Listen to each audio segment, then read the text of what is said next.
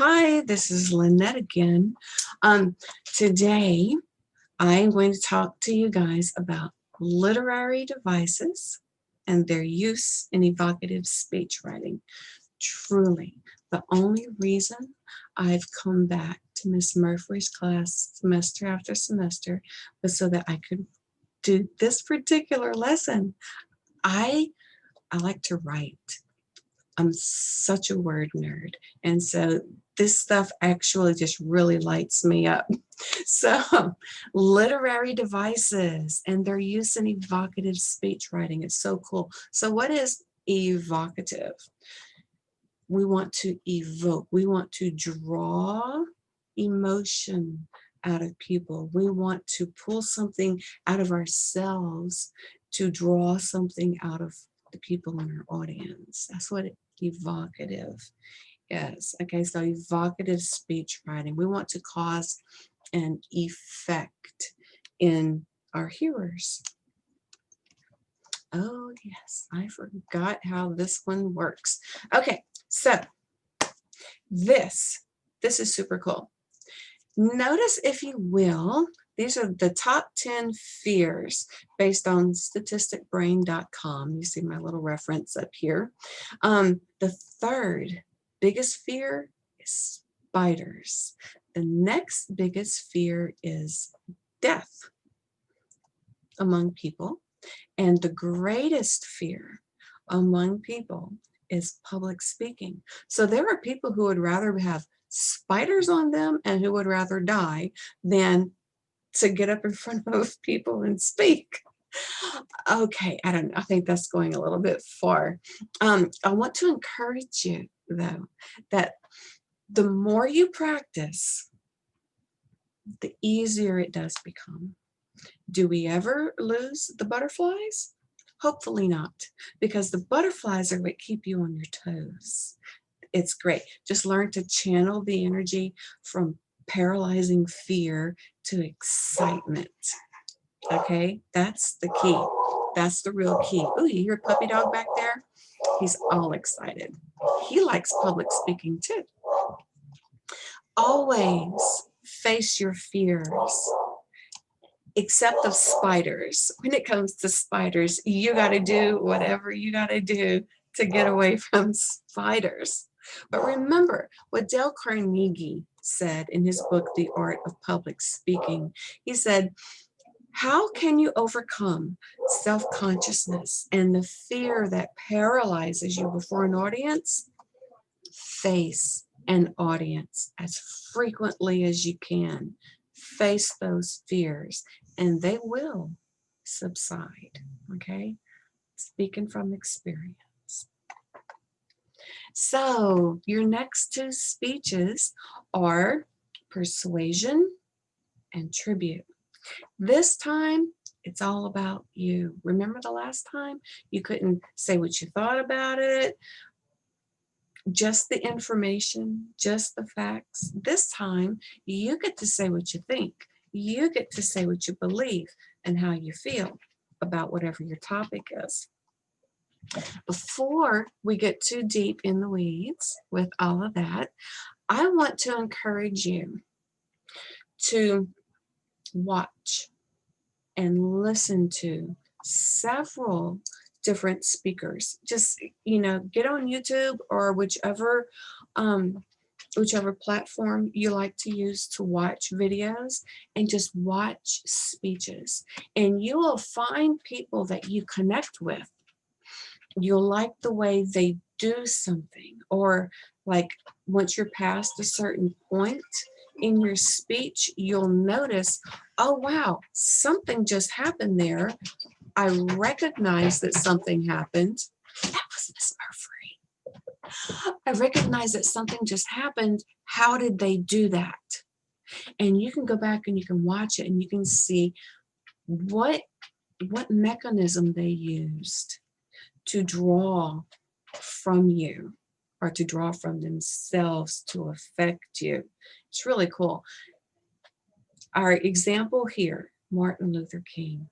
Oh, Junior, my goodness, what a speaker, What a writer. He was absolutely phenomenal. He used lots of visual imagery.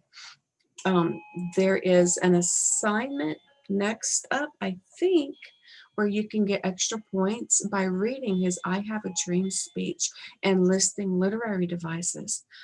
Whether you do the assignment or not, because it's extra credit, I do encourage you to read that. Holy cow. It's it's beautiful. He had such a way. He used lots of pathos, which is in the literary world, it's emotion. He liked to draw emotion, create visual imagery.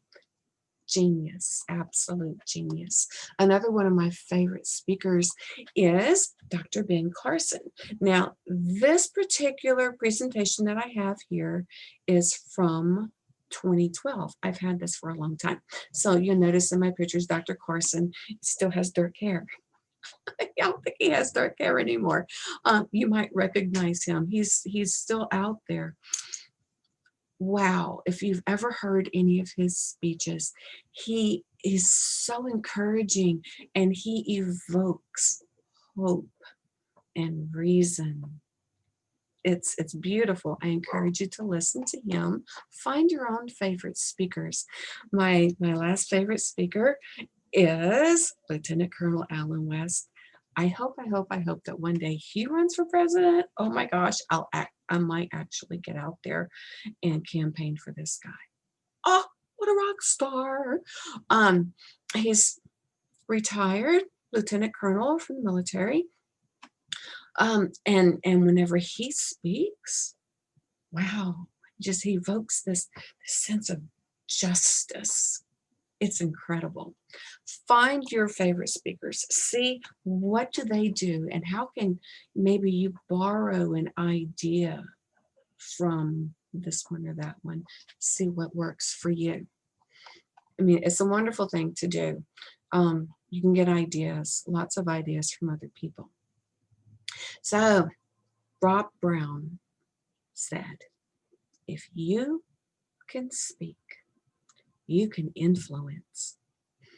If you can influence, you can change lives. You can change people's lives. How incredible is that? With your words, with your ideas. And this is the class, this is where we learn to implement those things and put them in action in our speeches. So we use literary devices. Literary devices are tools for choosing words and putting them together for maximum effect. Words are powerful, y'all. See, there it is. Words have power. Mark Twain said, the difference between the right word and the almost right word is the difference between lightning and the lightning bug. Neat, neat, neat, neat. So you need to think about it. What kind of effect do you want to have on your audience? Like lightning or like the lightning bug? Think about it. So the first tool in our toolbox is the dictionary. You want to make sure that the word you use means what you think it means. Have you ever used a word wrongly and people just kind of look at you, if you get that confused puppy dog look? That's embarrassing. Okay, so we want to make sure before we get in front of an audience that we're using words with the correct definitions. So there are different kinds of definitions. First, we have denotation. Denotation is the exact dictionary definition of a word, the exact literal meaning. And then we have connotation, which is the unspoken, hidden meaning that gives a word more emotional impact. What do you mean by that? Well, let's take a look at it real quick. So, an example, ferret. What's a ferret? See right here, ferret. A ferret is a domesticated form of the European polecat. That's the denotative definition. Blow up. What does blow up mean? It means to destroy by explosion. And crawfish. What is crawfish? It's a freshwater crustacean. We have lots of those down here in South Louisiana. Now, let's look at the connotative definitions of these words. So, to ferret would be what? To ferret would be to dig, to burrow, to find, to secret away, to treasure. I work with the police. That's my day job. I work with detectives. And what do they do all day? They ferret out information. People come to us and they say, hey, I work in special victims unit. Hey, I've been hurt. Somebody did this to me. And so the detectives go and they ferret out evidence so that we can arrest the person who abused another person. They ferret, they dig, they burrow, they find. So that's the connotative definition. To ferret. Blow up. What's the connotative definition of blow up? Hey, dude, you're blowing up my phone. Okay, so did they destroy your phone? No, it's like you keep calling me. To blow up. Okay, you want me to just leave me alone, leave my phone alone, stop with the text, stop with the calls. You're blowing up my phone. And to crawfish. What is to crawfish? We hear that a lot down here in Louisiana, where we know what the word is. Means to back up. If you put a crawfish in water and then you kind of startle it, it goes backwards really, really fast in the water. Now, if you were to use that particular terminology to crawfish in a place where they don't know what crawfish are, let's say maybe somewhere, I'm gonna assume they don't have crawfish up north. So in a place where they don't know what crawfish are, if you were to say, hey, dude, you're crawfishing, they would not know what you were talking about, whether you were fishing for crawfish or whether you were backing up from a statement that you just made. We hear that, we hear you're crawfishing whenever somebody says something and then they try to take it back. And they try to back off of what they just said. We hear it a lot in political terms down here. Crawfishing, you're crawfishing, dude. So that is a connotative definition for that word. Now, trigger words are awesome things. Trigger words are part of our tools in the toolbox, and trigger words use connotative definitions, mostly. We use trigger words for the purpose of piquing our audience's interest. We use them to elicit an emotional response. Now remember, words have power. You can use them for good, or you can use them to be manipulative and evil. Don't use trigger words in your speeches for the purpose of setting somebody off, okay? Or at least not in our class. That's not where we want to go with this. But you can use trigger words to elicit such emotions as love, friendship, nostalgia. You can use trigger words to elicit such emotions as fear, greed, guilt, all the sad negative stuff. You can go either way with it. But we use trigger words to initiate a process or a course of action. Mostly what you want to do with these persuasive speeches is to get the audience to consider and perhaps lean toward your way of thinking regarding whatever your topic is. Okay? And we can use these trigger words to do that. Now, it's very important that you know your audience. Do you have a shared culture that you can speak to? Do you have shared experiences that you can possibly speak to? Down here, Baton Rouge, Gonzales, Santa Monica area, South Louisiana, back a few years ago, we had that horrible, horrible flood. A lot of people experience that. It's a shared experience. Even if people around here you didn't get water in your house, you were still affected because, we couldn't get around for so long. It was what, week, 2 weeks, and then it was a mess for months. So that's a shared experience. We could have shared culture between different groups. So you really need to know your audience, know who it is that you're speaking to, know what kind of effect you want to get from your speech, and know how to get that effect. Let's see. Oh yeah, you can draw on shared emotions and feelings and ideas. This is a random list. I did an internet search for trigger words, and mostly what I got was advertising sites or lists, on images, lists of words for advertising. And I thought, wait, no, I want trigger words for persuasion. But then I thought about it. So what is advertising? They want to elicit a response from you. They want you to participate in whatever this is that they're advertising, or they want you to want to buy something in particular, or to go to a particular place or business or whatever it is and use their services. They want to elicit a response. So this is just a random list. If you look for a list pertaining to whatever your topic is, you will find all kinds of stuff that you can use, all kinds of words that will elicit an emotional response. So be aware. Warning, warning, warning. You might get a different response than you're looking for. Don't make the mistake of assuming that your audience already thinks and feels about something the same way you do. You might get a knee-jerk reaction.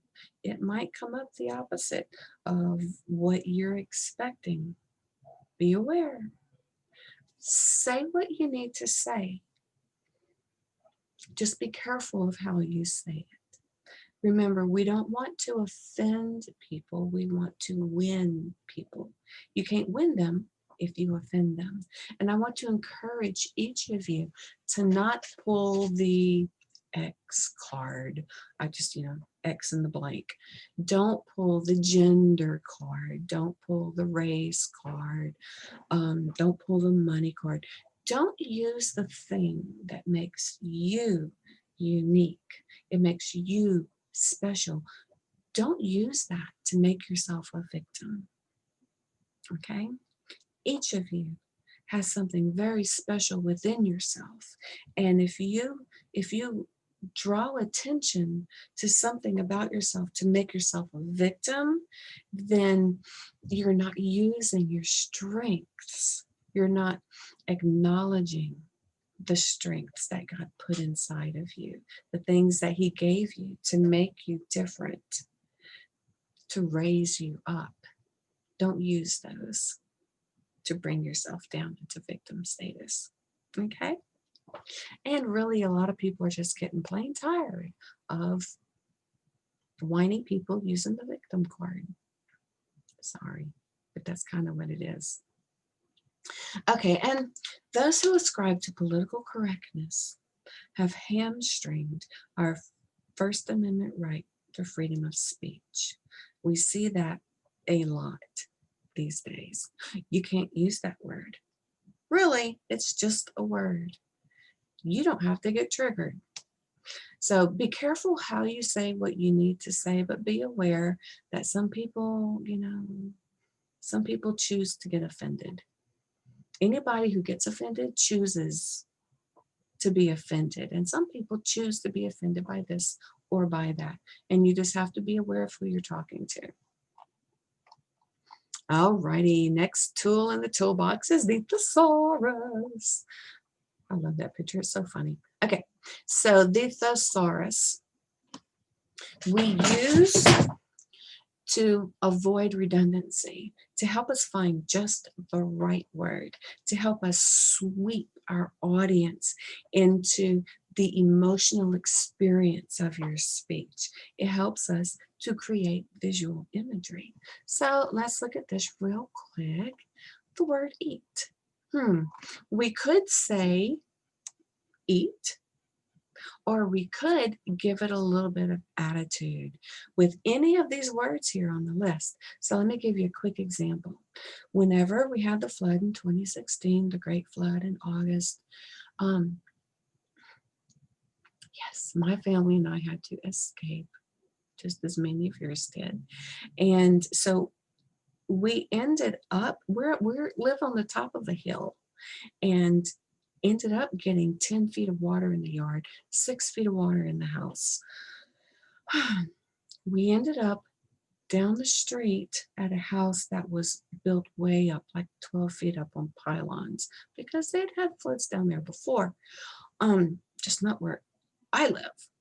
But we ended up down there. It was 11 of us, and had little babies and had little kids and had a couple of old people. And it was an empty house. It was a deceased relative's empty house. So there was no electricity, no running water, no food, no running water, no furniture. And we were there until we were rescued like the next day. And then I don't know where they brought us. It was quite the adventure. Let's just say there was 3 days where we did not eat because we didn't have anything to eat for 3 days. And whenever we finally got food, y'all, that was the best hot dog I've ever had in my life. Oh my gosh. Okay, so let's look at this list. Let's look at this list. Did I nibble? Did I nosh? Did I snack? No, I did not. I wolfed down that hot dog, got the little bag of chips. Oh my gosh. I put away, I polished off, I feasted upon, I gobbled up. Did I devour that hot dog? Holy cow. I didn't nibble. I didn't dine with my pinky out. So do you see how using these different words, it means the same thing. It means putting something in your mouth, chewing it, and swallowing it, right? But we can add so much more with these powerful words that we can find in the thesaurus. Alrighty, think about that when you're writing your speeches. So devices, literary devices, help us to create imagery. We are a TV generation. We like to see what you're talking about. And if you don't have it there in your hands for us to see, we want you to create some imagery for us so we can imagine it. So we want to use vivid language to create mental images of objects, of actions, and of ideas. The best thing to use for that is concrete words, very specific. Things that can be seen, felt, tasted, or smelt. Very specific. The more specific your word is, the more concrete your word is. So we can say cat. We could say tabby cat. We could say Mike the Tiger, LSU. Am I right? Mike the Tiger. How specific is that? That even brings up some emotion for a lot of people. Now, the opposite of concrete words is abstract words. And sometimes we do use these. Abstract, the Latin meaning means removed from or disconnected. And whenever we communicate with people, what we want to do is we want to connect with people. That's the whole reason for communication. And so when we use these abstract words, they're vague. It's ideas, attributes, concepts. You can't touch it. You can't taste it. You can't feel it because it's not tangible. So sometimes we have to use abstract words, but they disconnect us from people. So when you use an abstract word, then go into something concrete, something that you can really dig your teeth into. Alrighty. Literary devices. These are fun, and most of this is going to be familiar to you. I have in here a lot of examples from the speeches that that I do for Miss Murphy's classes. Usually with this, whenever I visit her class for this particular lesson, I do 3 speeches. I do my persuasion speech, I do my tribute speech, and I do the valedictory speech. They asked me to speak for graduation. Can you imagine? Anyway, so I do that speech, and there's lots and lots of literary devices. So I do those 3 speeches, and so I have examples from those in here, and I'll point them out to you just so you can see how they're used in speeches. So the first literary device we have is comparison. We're comparing things. You see the little scales here. So we can compare words and phrases, and we can compare ideas. So when we compare words and phrases, we're using the connotative meanings of words. So simile, she moves like a snail. Oh my goodness, she's so slow. Whenever we use a simile, we always use either the word like or as. Let's see, it's as clear as mud. Or it's like, this is from one of my speeches, is like I was struggling underwater, unable to find the surface. Metaphors. What's a metaphor? A metaphor is very much like a simile, except it doesn't use the word like or as. So if I were to say, oh, he's a fox, you would know what I'm talking about. He's not literally a fox. He doesn't have the ears, he doesn't have the fluffy tail and the 4 legs, but holy cow. Oh, you know what I mean. So an example from speech would be the path of adversity, to walk the path of adversity. No, there's no little path in the woods with a little sign that says adversity, but it's quite the challenge. It truly is. Now, to compare ideas is called analogy. So one nice analogy is this one here in purple. It says, just as the caterpillar comes out of its cocoon, so must we come out of our comfort zone. So we're comparing a nice snug place to coming out, exposing maybe your inner self, making yourself vulnerable. One of, what's his name? Shakespeare, wonderful writer, great dude. Beautiful analogies in Romeo and Juliet. With Juliet on the balcony saying, Romeo, Romeo, where art thou, Romeo? Deny thy father and refuse thy name, or if that will not be but sworn my love, and I will no longer be a Capulet. 'Tis but thy name that is my enemy. Thou art Romeo, though Montague called. A rose by any other name would smell as sweet. And so Romeo would, were he not Romeo called, retain that dear perfection which he owes without that name. Romeo, doff thy name, and for thy name take all of me. What's she talking about? She's comparing these unchanging virtues. So it doesn't matter what we call him. If we change his name, he will still have all these wonderful qualities that she fell in love with. So let's run away. Let's hide out. Let's call you Bruce. And maybe nobody will know that you're supposed to be my enemy.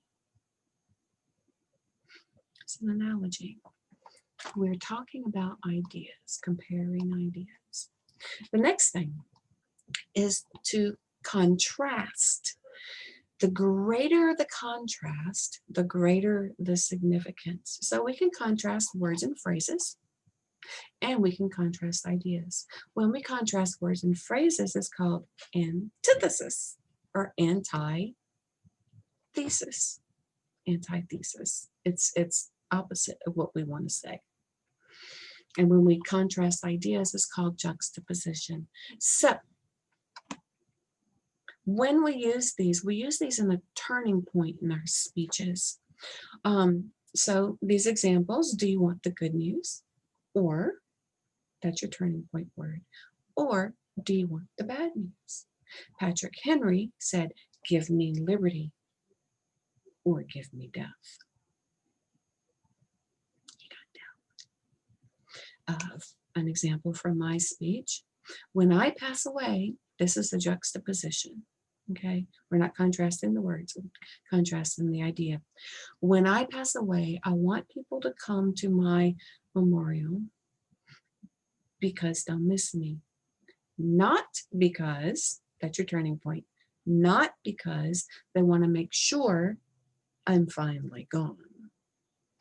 You ever been to one of those funerals? Nothing nice. Okay, contradiction. Contradiction 101. It uses irony. These are fun. So we can contradict words and phrases. It's called an oxymoron. So here on my little examples, we have bittersweet. Is it bitter or is it sweet? We have, it's only a minor crisis. Oh, did you see the crash landing? It was pretty ugly.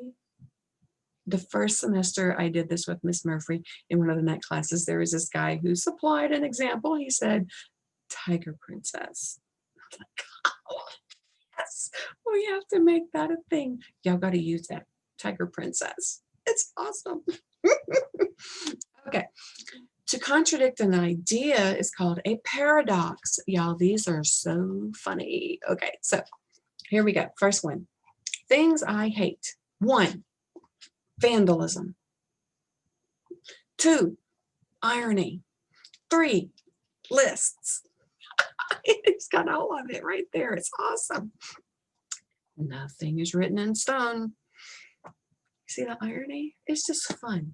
Okay, so the next device that we have is repetition. In repetition, we have patterns of sounds. Okay, we're repeating patterns of sound. It gives your rhetoric oomph. It just does. So we can repeat words and phrases and sounds. Martin Luther King Jr. In this green example here, he said, I have a dream that my 4 children will one day live in a nation where they will not be judged by the color of their skin, but the content of their character. It's a very profound statement, made all the more memorable by the sound repetition, the cut, color of the skin, content of the character. We're not even using all the same letters here, but we have the same sound. Okay, you get it? Next one, positive impact on people. That's from my speech. You can't win them if you offend them. Yeah, that's not even the same letter, but it's the same sound. That counts. Okay, y'all are going to have to list these at the end of your manuscript from Ms. Murphy, or you have to highlight it or something in your speech. These aren't hard to do. We tend to do these without even realizing it. Okay, all this stuff is super easy. It really is. So you don't have to use the same letter, and we're not trying to do an alliteration like Peter Piper picked a peck of pickled peppers. Okay, we don't have to do that either. As long as you have the sounds in there, you can also repeat words or repeat phrases such as, She insisted that every day I should write, and every day she called to make sure I had done so. And so every day, get it? Okay, it's not too bad. Okay, yes. The next literary device is rhetorical questions. These are questions that we don't expect an answer to, and a lot of times it's safer just not to answer. They're great for the beginning of your speech. I use a rhetorical question at the beginning of my persuasive speech. Oh yes, I use quite a few rhetorical questions in my valedictory speech, which I will see in this lesson right after this video right here. They're great for beginnings, and they're great for transitionary points. All it does is it causes your audience to think, hadn't thought of that before. Or, I wonder where he's fixing to go with that. Okay. And super easy. And like I say, we tend to do this stuff all the time without even realizing it. Oh, look, my formatting has been changed. When you change from one computer to the next, sometimes this happens. So if you use a presentation like I like to do with with Word, it changes sometimes. Okay, so lists. I mean, if you do it, don't be surprised whenever you turn it on a different computer, it comes up looking different. So when we have lists of twos, it feels concrete. Day and night, thunder and lightning, black and white, cats and dogs, cars and trucks, cops and robbers, sitcoms and Scooby-Doo. When we have lists of three, it feels complete. We have Julius Caesar said, I came, I saw, I conquered. Except he didn't say it in English. We have morning, noon, and night, breakfast, lunch, and supper, lions and tigers and bears, oh my, and soap operas, sitcoms, and Scooby-Doo. So this is your literary devices. I'm gonna rush it down to the bottom because, okay, there we go. So remember, even if you are so nervous to do a speech in front of people, it's all right. Face your fears. Stand up, get up, face those fears, unless it has to do with spiders. Rob Brown said, if you can speak, you can influence. If you can influence, you can change lives. Good luck on your speeches. I know y'all are going to do great.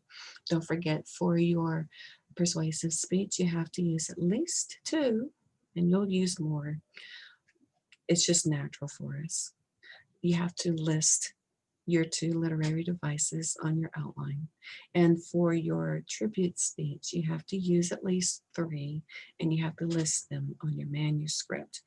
I'll tell you what I did for my my valedictory address, which is one of the videos on here, is I wrote it, and then I went back and I found the literary devices. They were all over the place. I couldn't believe how many there were. So don't sweat it.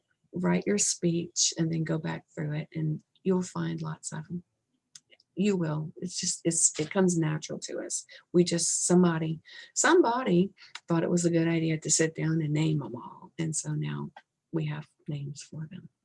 So you're going to list the name of your literary devices, repetition, and then write it out. Okay. You can't win them if you offend them. Oh, that was a repetition of sound, wasn't it? Anyway, so write out your literary devices and put the little name tag on there. And if you look in your ebook that's on the syllabus page, they have the literary devices in there, or you can just do an internet search. tons and tons of literary devices. Stuff that, I mean, it's like, why bother, right? Okay, good luck to you guys. I know y'all are going to do just great.